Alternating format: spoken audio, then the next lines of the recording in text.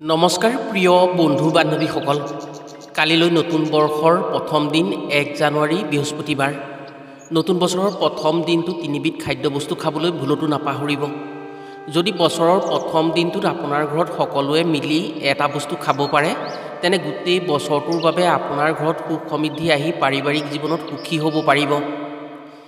এইবিধ বস্তু খোৱাৰ ফলত লক্ষ্মী দেৱী অতি সন্তুষ্টিত হয়, ফলত বছৰটোত কোনো দিন আপোনাৰ ঘৰত খাদ্যৰ নাটনি নহয়। শাস্ত্ৰ অনুসৰি বছৰৰ প্ৰথম দিনটোত কিছুমান ভুল কাম কেতিয়াও কৰিব নালাগে। যিজন ব্যক্তিয়ে বা যিখন ঘৰত নতুন বছৰৰ প্ৰথম দিনটোত এনেধৰণৰ ভুল কামসমূহ কৰে, সেইখন ঘৰত গোটেই বছৰটোলৈ দুখ দৰিদ্ৰতা বিপদ বিঘিনি আহি কষ্ট পাবলগীয়া হয়। সেয়েহে জ্যোতিষশাস্ত্ৰ আৰু বাস্তুশাস্ত্ৰ অনুসৰি বছৰৰ প্ৰথম দিনটোত এনে কামৰ পৰা আঁতৰত থকাৰ পৰামৰ্শ দিয়া হৈছে। ইয়াৰ উপৰিও এই দিনটোত আপোনাৰ ঘৰলৈ এবিধ বস্তু কেতিয়াও নানিব। বছৰটোৰ ভিতৰত অপায় অমংগল বিপদ বিঘিনি আহি দৰিদ্ৰতাৰ কবলত পৰাটো নিশ্চিত হয়। জ্যোতিষশাস্ত্ৰৰ মতে বছৰৰ প্ৰথম দিনটোত কিছুমান নিয়ম নীতিৰ মাজত চলিব পাৰিলে ঘৰখনত যোগাত্মক শক্তিৰ প্ৰভাৱ বেছি হয়, যাৰ ফলস্বৰূপে ঘৰখনত শুভ শক্তি আহি বছৰটোলৈ উন্নতিৰ প্ৰভাৱ বৃদ্ধি পায়। ঘৰখনৰ বাবে মা লক্ষ্মী অতি প্ৰসন্ন থাকে। সেয়েহে নতুন বছৰৰ প্ৰথম দিনটোত প্ৰতিজন ব্যক্তিয়েই কিছু ক্ষেত্ৰত সাৱধান হ'লে বছৰটোৰ উন্নতিত সুচল হয়। দেখা যায় যে বহু মানুহে নতুন বছৰৰ প্ৰথম দিনটোত এটা নতুন বছৰ জীৱনলৈ অহাৰ আনন্দ ফূৰ্তি কৰি কিছুমান নকৰিবলগীয়া কাম কৰি পেলায়। ইয়াৰ বেয়া ফল গোটেই বছৰজুৰি ভুগিবলগীয়া হয়।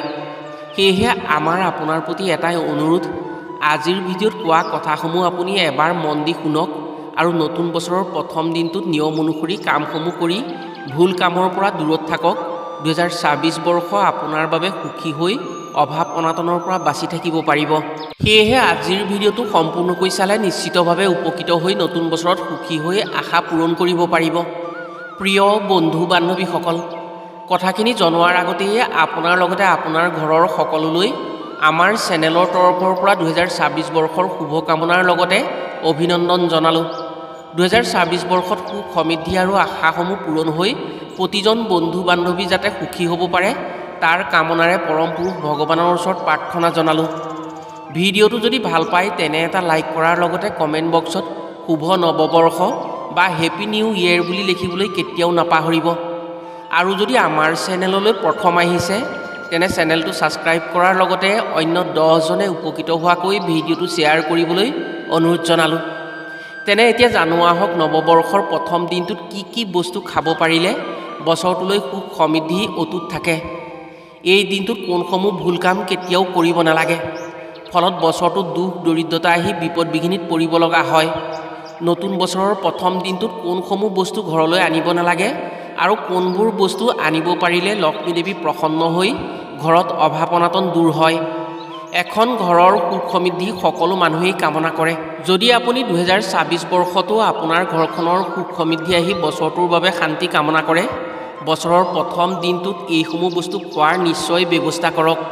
ইয়াৰ ফলত নতুন বছৰত আপুনি নিজেই গম পাই যাব। গাখীৰক শুভ মনা হয়। সেয়েহে জ্যোতিষশাস্ত্ৰৰ মতে যাত্ৰাৰ সময়ত গাখীৰ খাই যাত্ৰা কৰাটো অমৃত ক্ষণ বুলি কোৱা হয়। গাখীৰৰ পৰা তৈয়াৰ কৰা বস্তুক সমৃদ্ধিৰ কাৰক বুলি কোৱা হয়। দৈ হৈছে পুষ্টিকৰ খাদ্য আৰু সুখ সমৃদ্ধিৰ প্ৰতীক। জ্যোতিষশাস্ত্ৰ আৰু বাস্তুশাস্ত্ৰ মতে বছৰৰ প্ৰথম দিনটোত যদি দৈজাতীয় খাদ্য ঘৰৰ সকলোৱে মিলি একেলগে নিজৰ ঘৰত খোৱাৰ ব্যৱস্থা কৰে, তেনে সেইখন ঘৰত বা সেই পৰিয়ালত সুখ সমৃদ্ধি বৃদ্ধি পায়। ইয়াৰ উপৰিও এই দিনটোত গাখীৰৰ পৰা তৈয়াৰ কৰা বস্তুৰ লগত যদি মিঠাজাতীয় বস্তু মিহলাই খাব পৰা হয়, তেনে বছৰটোত মিঠা ফল পোৱা হয় বুলি বিশ্বাস কৰা হয়। সেয়েহে আন বস্তু বছৰৰ প্ৰথম দিনটোত খোৱাৰ লগতে দৈৰ লগত গুড় চেনি মিহলাই আপোনাৰ ঘৰত সকলোৱে একেলগে খোৱাৰ ব্যৱস্থা কৰক। বছৰটোত সুখ সমৃদ্ধি অটুট থাকিব। পকা হালধীয়া ফল বছৰৰ প্ৰথম দিনটোত খাব পাৰিলে বছৰটোত কৰা কামৰ সফলতা বেছি আহে বুলি বিশ্বাস কৰা হয়। শাস্ত্ৰত উল্লেখিত কথা মতে কমলা আৰু কল খোৱাটো উত্তম বুলি মনা হয়। বছৰৰ প্ৰথম দিনটোত ফলৰ ভিতৰত কলক উত্তম ফল হিচাপে ধৰা হয়। কল হৈছে গুৰু ফল। বছৰৰ প্ৰথম দিনটোত কল খালে গুৰুৰ আশীৰ্বাদ পোৱা হয়। বছৰৰ প্ৰথম দিনটোত কল খালে পেটৰ ৰোগৰ পৰা সুৰক্ষিত হয় বুলি বিশ্বাস আছে। সেয়েহে কল কমলাজাতীয় হালধীয়া ফল নতুন বছৰৰ প্ৰথম দিনটোত প্ৰতিজন মানুহেই খাব লাগে। এই দিনটোত মিঠা ফলৰ ৰস খাব লাগে। ই জীৱনক সজীৱ কৰি ৰাখে। লোকবিশ্বাস অনুসৰি মিঠা ফলৰ ৰস খাব পাৰিলে বছৰটোৰ প্ৰথম দিনটোত বছৰটোলৈ ৰসাল হৈ থাকে মন মগজু। সেয়েহে এই দিনটোত কুঁহিয়াৰ ৰস খোৱাৰ এটা পৰম্পৰা আছে। এইদিনা কুঁহিয়াৰ ৰস খোৱাটো শৰীৰৰ পক্ষে অতি উপকাৰী হয়। লগতে বছৰটোত মিঠা ফলৰ গৰাকী হ'ব পাৰে। আপেলক প্ৰেম আৰু শুভ্ৰতাৰ প্ৰতীক হিচাপে ধৰা হয়। এই দিনটোত আপেল খোৱাটো বহু উপকাৰী আছে। নতুন বছৰৰ প্ৰথম দিনটোত অন্য বস্তু খোৱাৰ লগতে আপেল খাব পৰাটো শুভ মনা হয়। ইয়াৰ উপৰিও এই দিনটোত এটা নিয়মত আঙুৰ খাব পৰাটো অত্যন্ত শুভ মনা হয়। বছৰৰ প্ৰথম দিনটোত যদি আঙুৰ খোৱা হয় আৰু আনক খুৱাব পৰা হয়, তেনে যি শুভ কামনা কৰি আনক আঙুৰ খুওৱা হয় আৰু নিজে আঙুৰ খোৱা হয়, সেই কামনা পূৰণ হয় বছৰটোৰ ভিতৰত। ইয়াৰ বিপৰীতে বছৰৰ প্ৰথম দিনটোত কেতিয়াও নিচাজাতীয় দ্ৰব্য ব্যৱহাৰ কৰিব নালাগে। নিচাজাতীয় দ্ৰব্য সেৱন কৰিলে বছৰটোলৈ অশুভ প্ৰভাৱে আমনি কৰে আৰু সেই অশুভ প্ৰভাৱত পৰাৰ ভয় বেছি থাকে। নিচাজাতীয় দ্ৰব্য হৈছে শৰীৰৰ ক্ষতিকাৰক দ্ৰব্য।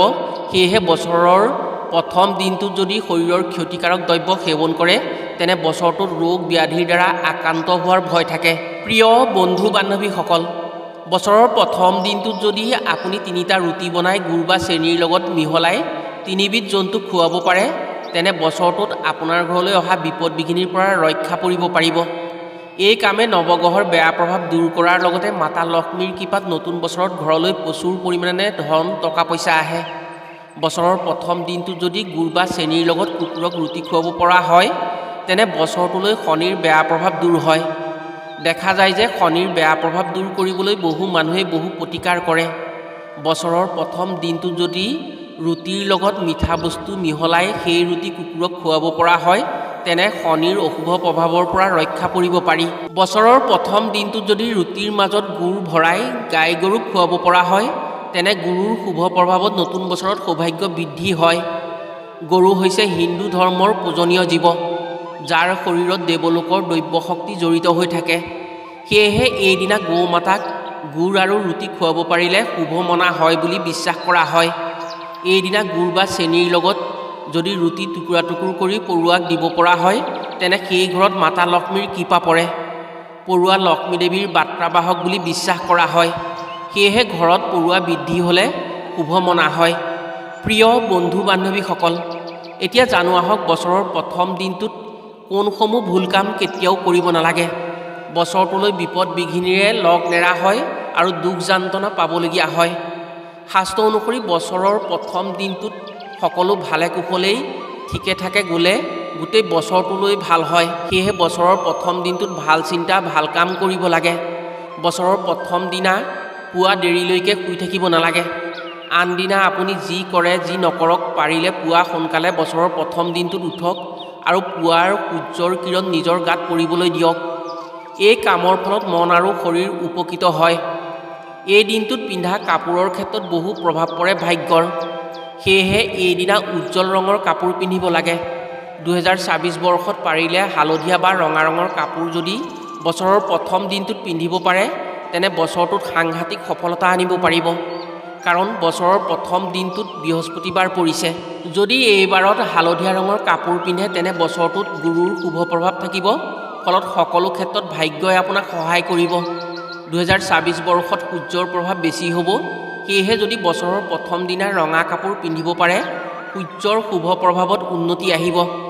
এই দিনটোত ভুলতো ক'লা ৰঙৰ কাপোৰ পৰিধান কৰিব নালাগে। ক'লা ৰঙৰ কাপোৰে ঋণাত্মক শক্তিক আকৰ্ষণ কৰে। এইদিনা যদি ক'লা ৰঙৰ কাপোৰ পৰিধান কৰে, তেনে বছৰটোত আপুনি কিছুমান ক্ষতিৰ সন্মুখীন হ'ব পাৰে। এই দিনটোত বেয়া কথা, বেয়া চিন্তা বা বেয়া কামৰ কথা মনলৈ কেতিয়াও আনিব নালাগে।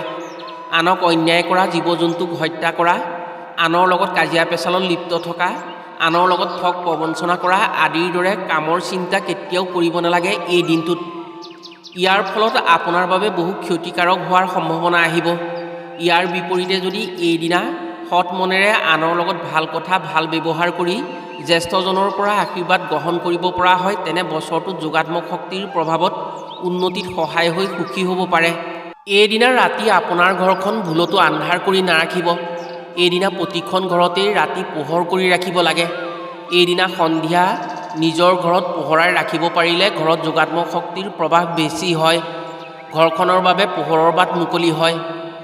শাস্ত্ৰ অনুসৰি প্ৰতিদিনেই সন্ধিয়াৰ সময়ত ঘৰ পোহৰ কৰি ৰাখিব লাগে।